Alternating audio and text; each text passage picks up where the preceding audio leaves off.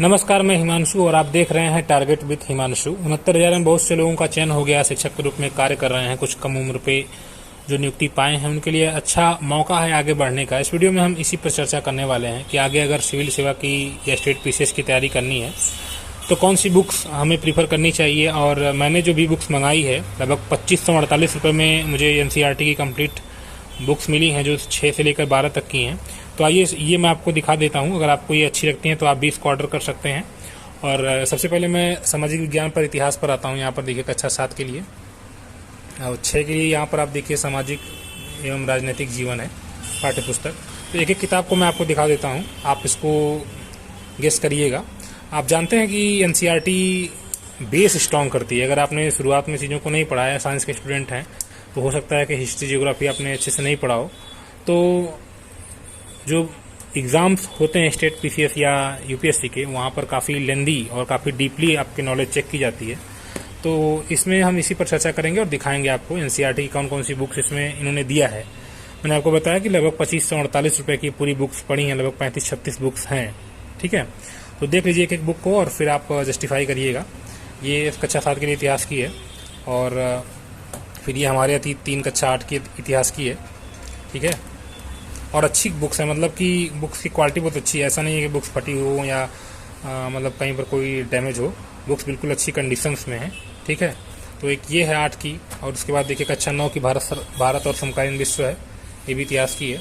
अभी इतिहास सबसे बोरिंग सब्जेक्ट मुझे लगता है तो मैंने इतिहास ज़्यादा स्टार्ट नहीं किया है अभी जियोग्राफी थोड़ा बहुत पढ़े हैं।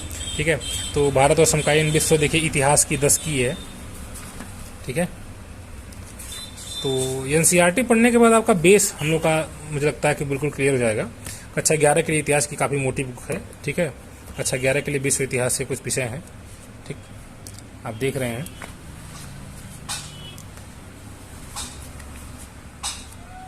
सामंतवाद का परिचय देख लीजिए। और ये है कक्षा 12 के लिए, भाग 2 है और ये भाग 1 है, भारतीय इतिहास से कुछ विषय। तो ये इतनी इतिहास के लिए हैं।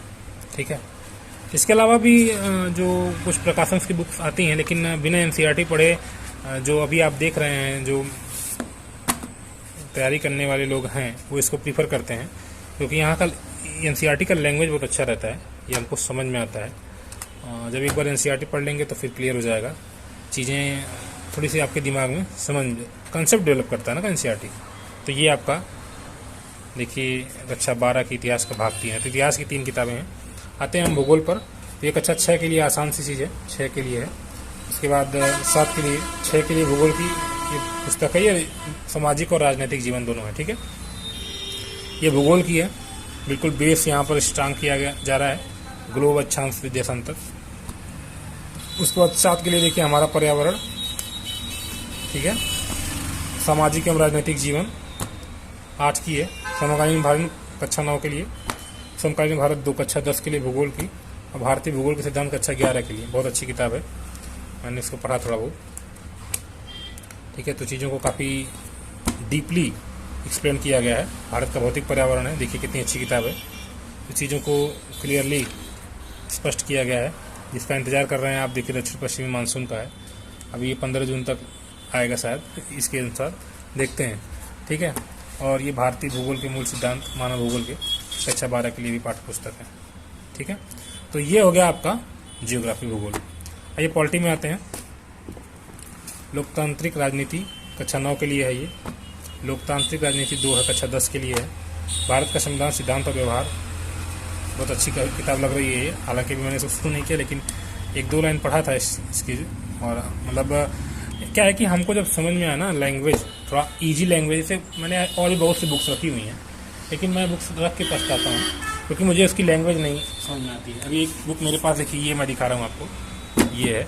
मुझे इसकी लैंग्वेज नहीं समझ में आती है, ये मैंने काफ़ी पहले रखा है इसको, बस ये रखी रह गई है। मतलब मैं इसको पढ़ नहीं पाता हूँ। जब भी पढ़ने की कोशिश करता हूँ तो मुझे बहुत बोरिंग लगने लगती है।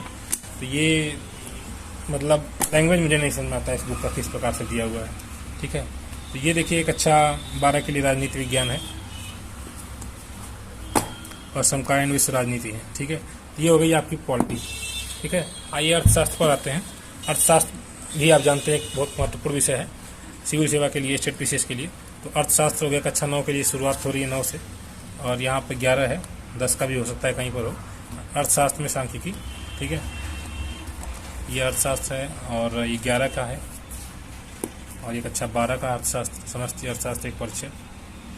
मतलब इसमें एग्जाम्पल्स के थ्रू बहुत अच्छे से समझाया है ना, मैंने देखा है। अर्थशास्त्र अभी मैं फिलहाल 6, 7, 8 का 7-8 का शायद कहीं पर है, मैं उसको पढ़ रहा था। बेसिक बहुत अच्छे से डेवलप कर रहा है, ठीक है। और इसके अलावा देखिए समाज शास्त्र की भी इन्होंने किताब दी है, कक्षा 11 समाज का बोध है। तो ये देखिए कक्षा 11 की बुक है, समाज शास्त्र कक्षा 11 की पाठ्य पुस्तक है। और भारत कक्षा 12 के लिए समाज शास्त्र की पाठ्य पुस्तक, भारतीय समाज, तो भारत में राज्यवार जन्म दरें, तमाम प्रकार की इंपॉर्टेंट चीज़ें इसमें दी हुई हैं, ठीक। अभी भारत में सामाजिक परिवर्तन एवं विकास, ये भी बुक्स हैं। तो और ये एक लास्ट बुक है जहाँ तक मुझे लगता है, व्यष्टि अर्थशास्त्र से परिचय। तो ये इतनी बुक्स फ्रेंड्स मुझे मिली हैं, 2548 मैंने आपको बताया MRP इसका, लगभग 2800। मैंने बुक्स के दाम सब जोड़े थे, तो लगभग 28-29 पड़ रहे हैं। और अभी क्या है कि नेट से मंगाया मैंने, तो कुछ ऑफर वगैरह था, और लगभग 25 मैंने बताया कि 2548 में सारी बुक्स मिल गई। तो आप भी अगर आगे की तैयारी करना चाहते हैं तो इस बुक्स को ले सकते हैं। यहाँ से आपका बेस स्ट्रांग होगा, फिर आप स्टेट PCS हो या सिविल सर्विसेज एग्ज़ाम्स हों, या जो भी मतलब थोड़े टफ एग्ज़ाम्स होते हैं, जो अफसर लेवल की पोस्ट्स होती हैं, उनके लिए बहुत हेल्पफुल रहने वाले हैं। अब आप टीचर बन ही चुके हैं, अब 69,000 में या किसी भी 68,000 में आपकी अगर नियुक्ति हुई है, तो अब आप टीचर से अगर ऊपर जाना चाहते हैं तो फिर किसी PCS के थ्रू किसी ऊपर, मतलब ऐसा नहीं है कि आप जूनियर टीचर्स में जाइए या इंटर कॉलेज में बन जाइए, उससे बहुत फ़र्क नहीं पड़ेगा, फिर भी आप टीचर ही रहेंगे। तो अधिकारी बनने का प्रयास हम लोगों को करना चाहिए, है ना। तो ये बुक्स हैं, मैंने बस ऐसे ही अपलोड कर दिया, आप लोगों को दिखा दिया कि हाँ ये बुक्स हैं जो मेरे पास अभी अवेलेबल हैं। NCERT मैंने अभी बेसिक पढ़ने के लिए क्लियर किया है, ठीक है।